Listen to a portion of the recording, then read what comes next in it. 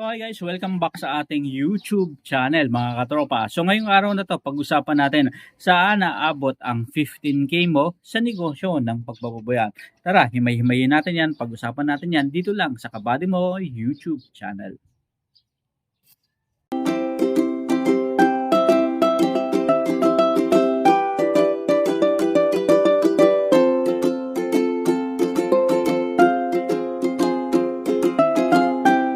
Ito ngayong 2025, marami tayong mga katropa gustong pumasok at magsimula ng negosyo ng baboyan. At hindi nakakapagtaka kasi nga, etong lately, etong 2024, halos buong 2024, medyo maganda ang itinakbo ng negosyo ng hog racing industry dito sa Pilipinas. Kaya naman maraming naiinganyo yung gustong nilang pumasok sa negosyo ng pagbaboyan. Ngayon, maraming nagtatanong, sa maliit na halaga, maliit na puhunan, paano ba tayo makakapasok sa negosyo ng hog racing o sa negosyo ng babuyan? Magkano ba yung budget natin na dapat ilaan sa naabot ang 15,000 pesos mo kung ikaw ay papasok sa negosyo ng babuyan? Ilang baboy ba ang maaari mong alagaan at paano ang diskarte na dapat mong gawin dyan? So tara, himay-himayin natin yan. Dito lang mga katropa. So, karaniwan na, kung ikaw ay magsisimula ng negosyong baboyan, syempre kailangan meron ka ng building o meron ka ng pig pen. Paglalagyan ng baboy, dito mo ilalagay ang inyong baboy. Kung yan ay hindi kasama sa gastos na ipoprovide mo o ibabawas mo sa iyong budget, maaaring masasabi ko magkakasya yung 15,000 pesos na ipupuhunan mo.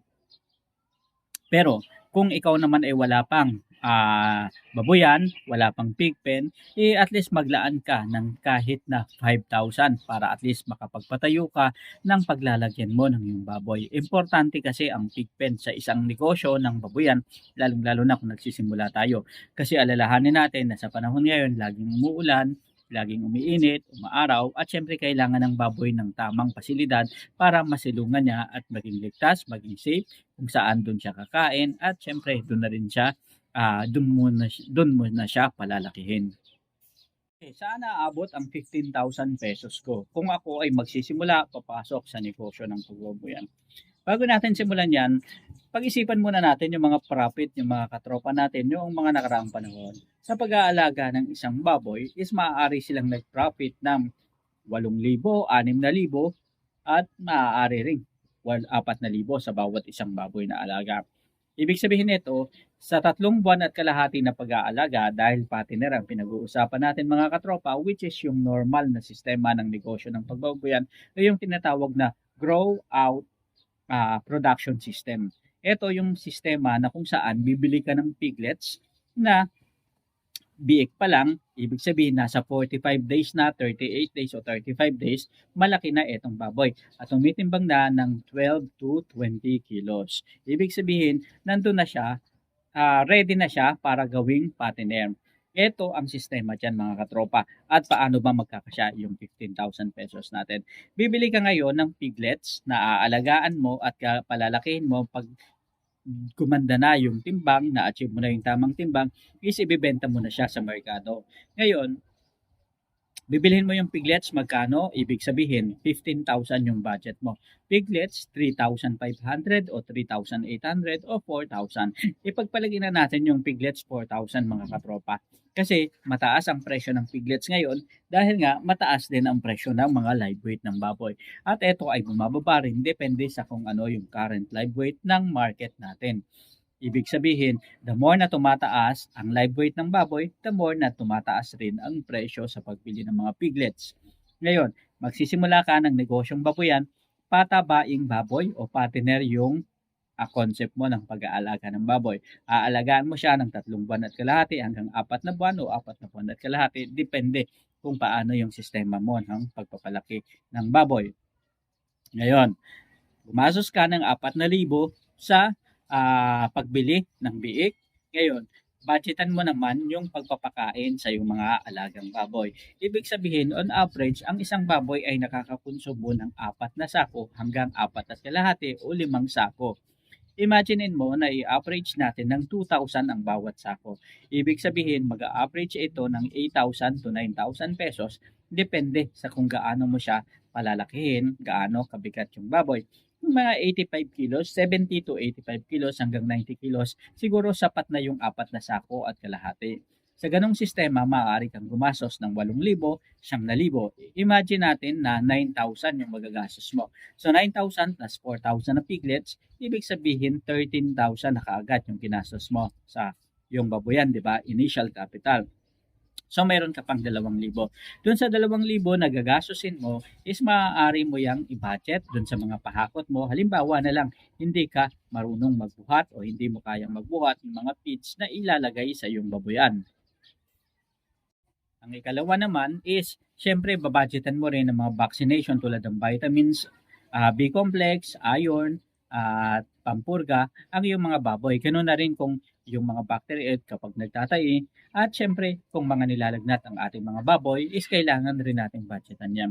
Kaya naman importante na naglalaan tayo ng budget para dito. So, 13,500, pagpalagay ng 500 yung iba-budget natin sa mga vitamins and vaccine ng ating mga alagang baboy at syempre another 500 para naman sa maintenance ng ating mga baboy. Tulad na lang ng mga ilaw, ng tubig na kailangan natin sa pagpapalaki nito. So ibig sabihin more or less 13,000 plus 1,000. So more or less 14,000 ang magagastos natin. Ibig sabihin may subi pa tayo.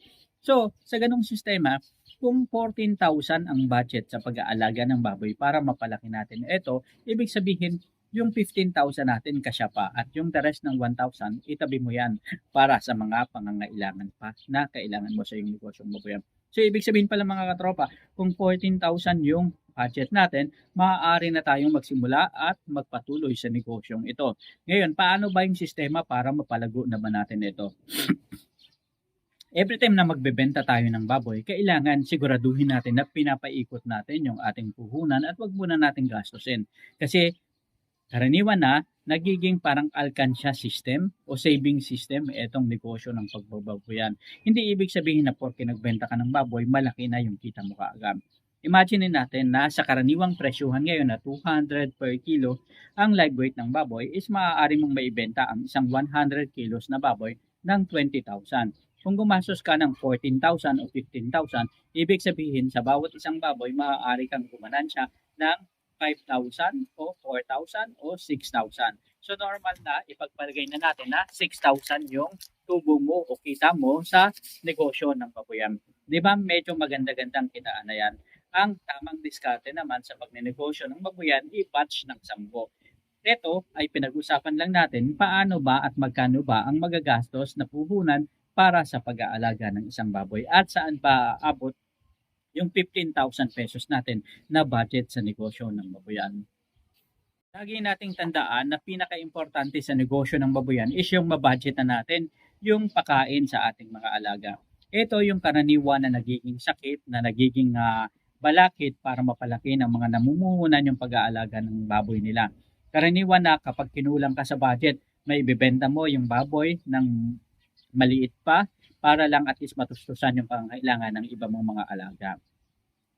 Kaya importante na budgetan natin ang buo, ibig sabihin, yung budget natin dapat nakalaan para sa 4 months na pag-aalaga. Mula pre-starter, starter, grower, at finisher, hanggang sa matapos, hanggang sa maibenta natin, budgetan na natin para at least matiyak natin na kung ano yung target natin na mapalaki yung baboy, kung ano yung target weight natin sa baboy, talaga namang makuha natin. Kabilang na dyan yung ano ba yung target ko sa aking pag-aalaga? Gusto ko ba na mapalaki lang yung baboy ng 85 kilos? Gusto ko ba 90 kilos o gusto ko ng 100 kilos?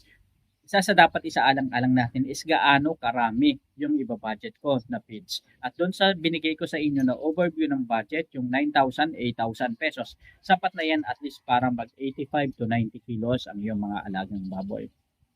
Kaya naman, importante na magkaroon tayo ng tamang sistema, right management sa ating negosyong baboyan. Importante na dapat tayong may-ari, tinututukan natin yung pagninegosyong ito. Dahil kung ibibigay lang natin to sa iba at wala namang konsiderasyon sa atin, lalo na sa pagpapakain sa ating mga baboy, usually napakaraming mga natatapon na pagkain ng baboy na hindi nakakain ng baboy. Kaya importante, dapat aware tayo at bigyan natin ng sapat na kaalaman yung nag-aalaga sa ating baboyan. Ito, isang magandang aspeto na rin 'to kung tayo ay papasok sa negosyong baboyan, magsimula tayo sa maliit. Yung pag-aalaga ng isa, dalawa or tatlong baboy, makakatulong yan para matutunan natin yung tamang sistema. Kapag natuto kasi tayo ng samang sistema, doon natin may isa sa alang-alang paano ba ang tamang pagbabudget dito sa negosyong ito. Kung ang pagbabudget sa negosyong ito, ganito yung nakukonsumo ko sa isang baboy, ito yung magiging sistema mo kung bigla mo nang paramihin, palakihin ang iyong negosyo. Alam mo na kung ano yung sistema, alam mo na yung pagpapatakbo at syempre, lalo tigit sa lahat, mayroon ka ng sapat na kaalaman at karanasan ano ba yung mga ginagawa sa mga alagang baboy kung nagkakasakit sila. Ito kasi ang isang bagay na challenges na laging na kinokonsidera sa pag-aalaga ng baboy. Dahil ang pag-aalaga ng baboy, remember, buhay ang pinag-uusapan natin dito.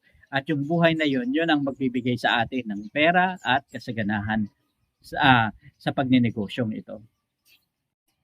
So mga katropa, maraming salamat sa pagsama sa atin ngayong araw na to. Isa na namang kwentuhan dito pa rin sa Kabady Mo Ko YouTube channel.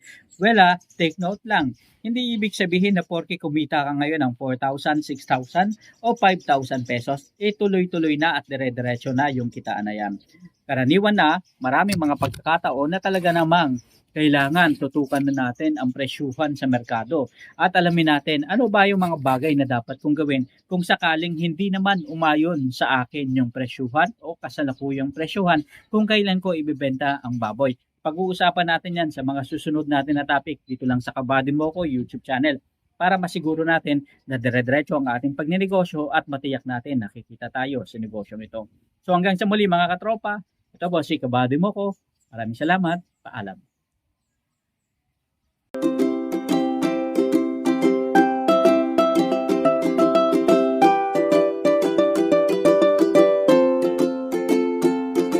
Tayo ngayon